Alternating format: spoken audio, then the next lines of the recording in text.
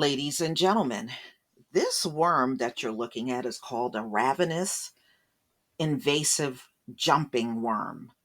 And this worm I have seen over the years, and I know exactly what it looks like. And they're actually bigger than the average earthworm that you would normally see. And the difference is when you are digging, and let's say you disturb an earthworm, they'll just try to get away from you. They'll just move away from you. These things, when you disturb them, they start thrashing around on the ground. It is a difference. So they're saying that, these were once in several states. They're now in 15 states across America. So, mm, mm, mm. So the invasive jumping worm is spreading across multiple U.S. states, and the ravenous snake like species is causing major headaches. Mm-mm-mm. Why does America have so many invasive species? We got it in human form, we got it in animal form.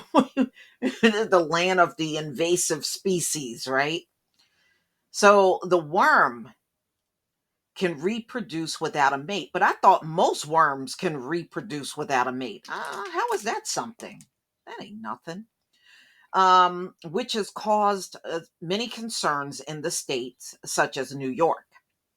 Smithsonian Magazine reported that they have spread to at least 15 states last year.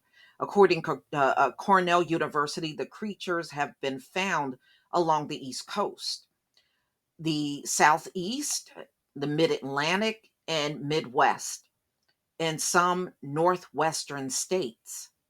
Why are these worms such a big deal?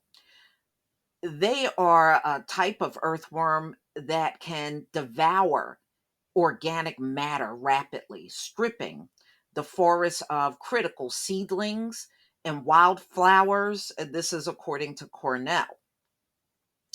The worms, also known as snake worms and Alabama jumpers, are extremely invasive. These animals are native to East Asia and resemble the common earthworm, but they are smaller and brown and grow about 5 inches long. Trust me, these things are bigger than earthworms. I've seen them before. They are way bigger than earthworms. They've earned the nickname crazy worm due to their tendency to violently thrash when picked up, sometimes jumping from the hand. The wigglers are also known to shed their own tails in a desperate bid to evade the grasp of a predator. The scientists first recorded the worms in Wisconsin in 2013, though they believe they were brought over in the 19th century as fish bait.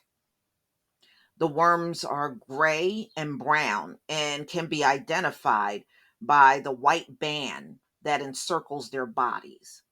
Cornell University said they grow fast, up to 6 inches, and can infest soils with high intensities.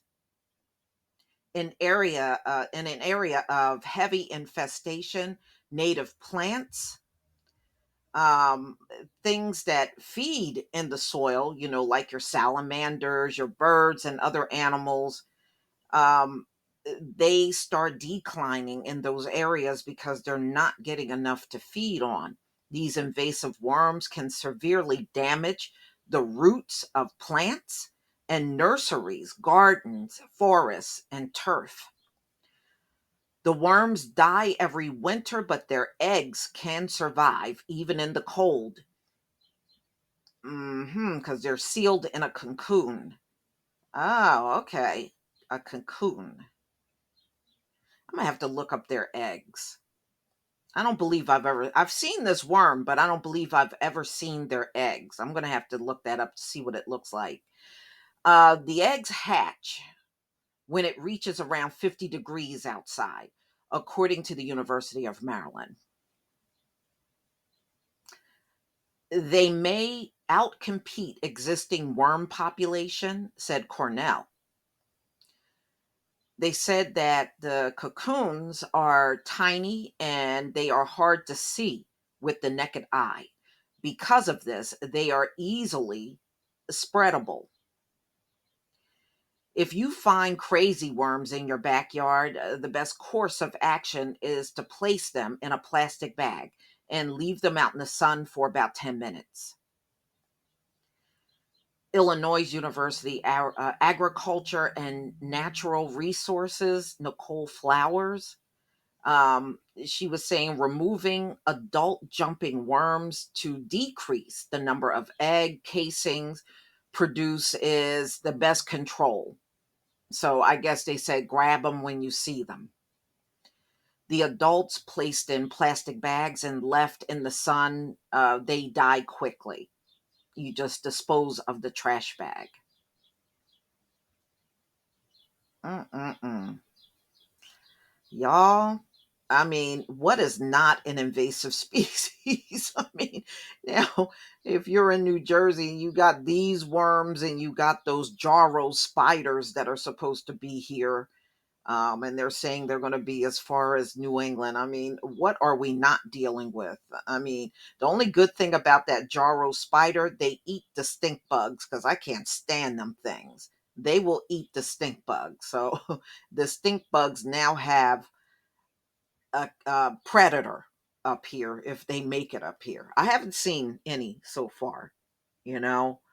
Um, I've seen, quite a few. The bugs are out in full force here. You go outside, you're going to see flies, bees.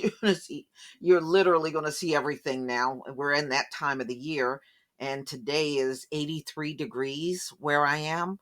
So I would imagine, wow, I've seen them, but I can't say that I've seen an infestation of them like they claim that you will see.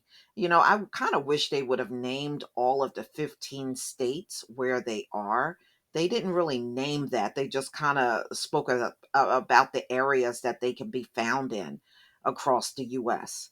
But y'all, please tell me what you think. They said this is a dangerous thing because they will deplete the soil and the root system of plants, especially even plants in your garden.